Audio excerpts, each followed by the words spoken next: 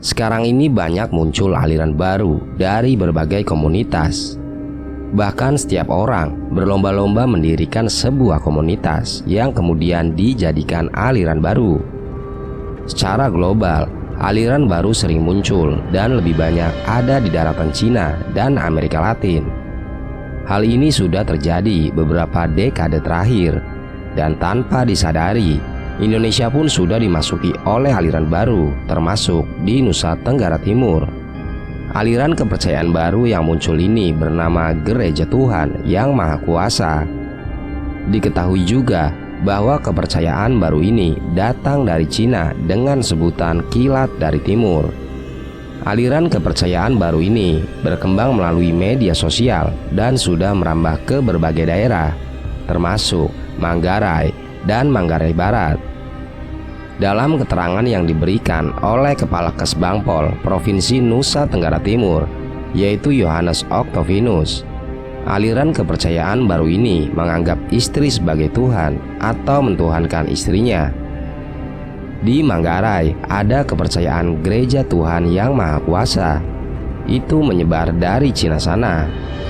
Dari satu keluarga suami istri begitu yang mentuhankan istrinya, ujar Octavianus kepada awak media usai rapat membentukkan tim pengawas aliran kepercayaan atau PAKEM di Aula Kejati Nusa Tenggara Timur, sebagaimana dilansir dalam Victory News.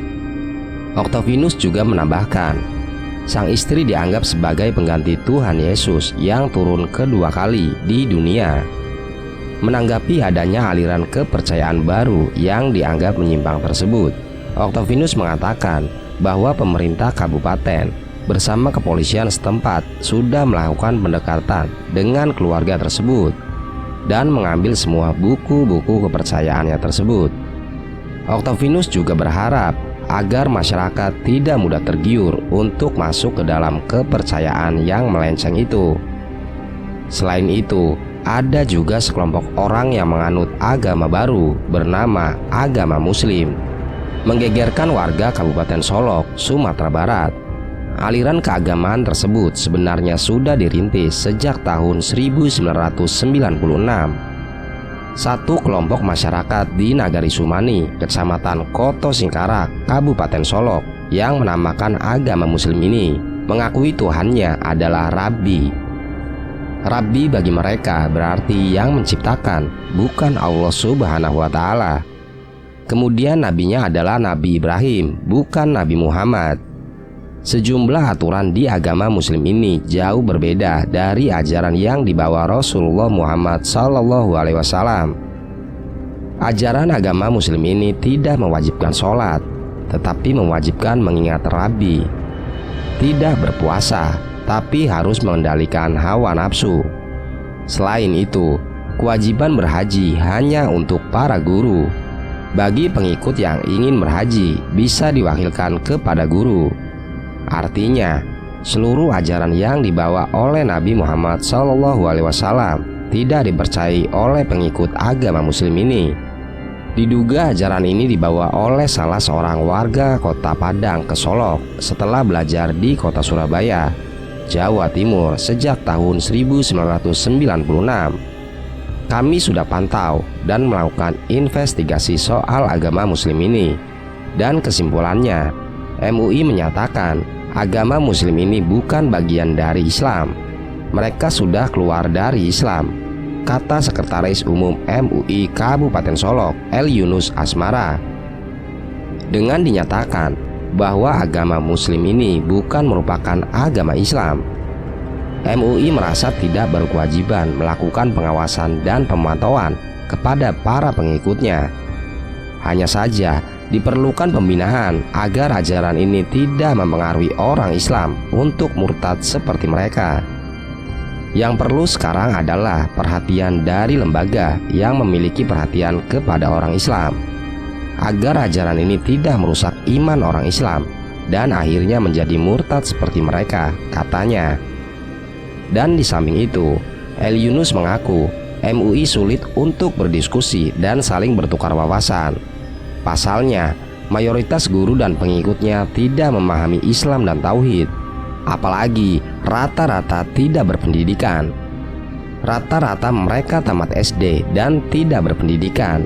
Keinginan untuk memahami dan mempelajari Islam maupun Tauhid juga tidak ada. Jadi susah untuk berdialog dengan mereka, katanya. Dari pantauan MUI Kabupaten Solok, jumlah pengikut agama Muslim ini berjumlah puluhan orang yang tersebar di Nagari Sumani, Kotosani, dan Rumbak. Namun dari informasi yang berkembang, ajaran serupa juga ada ditemukan di Kabupaten Dharmasraya. Apakah ada kaitan ajaran yang serupa di Dharmasraya itu dengan agama Muslim di Solok? Kami tidak tahu, tapi ajarannya sangat mirip. Ada juga di Dharmasraya, ucapnya. El Yunus juga meminta agar MUI Sumatera Barat dan Pusat untuk memperhatikan agama Muslim ini. Pasalnya, tidak hanya berkembang di Kabupaten Solok, tetapi sudah ada di Dharmasraya dan kota Surabaya. Selain itu, ada juga seorang pria asal Kabupaten Maros, Sulawesi Selatan, membuat geger lantaran mengirimkan surat kepada pemerintah untuk keluar dari agama Islam dan hendak membuat aliran kepercayaan baru. Surat pengajuan tersebut belakangan viral di berbagai platform media sosial. Dalam suratnya, pria berusia 39 tahun ini menunjukkan pengakuan pindah agama dan membuat aliran kepercayaan baru itu kepada Presiden RI, Ketua DPR, dan MPR RI, Menteri Agama, hingga pemerintah Kabupaten Maros. Aliran kepercayaan yang hendak dia buat adalah aliran kepercayaan terhadap kesempurnaan Tuhan Yang Maha Esa.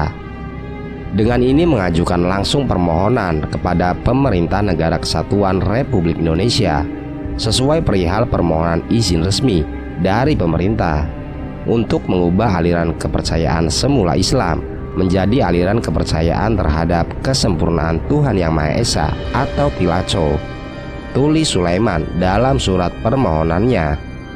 Sulaiman menjelaskan bahwa aliran kepercayaan ini tidak menyalahi ajaran dalam Pancasila. Hal tersebut ia nilai sejalan dengan sila Pancasila yang pertama, yaitu ketuhanan Yang Maha Esa. Hal tersebut tidak bertentangan dengan falsafah Pancasila yang berketuhanan Yang Maha Esa dan toleransi bagi semua warga negara Indonesia atas Bhinneka Tunggal Ika, jelasnya. Olehnya itu, lanjut Sulaiman, dirinya berharap agar pemerintah Republik Indonesia dapat memberikan izin kepada dirinya untuk membuat aliran kepercayaan baru tersebut, agar segala hal yang berkaitan dengan aliran kepercayaannya dapat beralas hukum yang kuat. Oleh karena itu, sebagai warga negara memohon petunjuk resmi dari pemerintah NKRI, dalam hal ini kekuasaan eksekutif, legislatif, dan yudikatif, imbuhnya.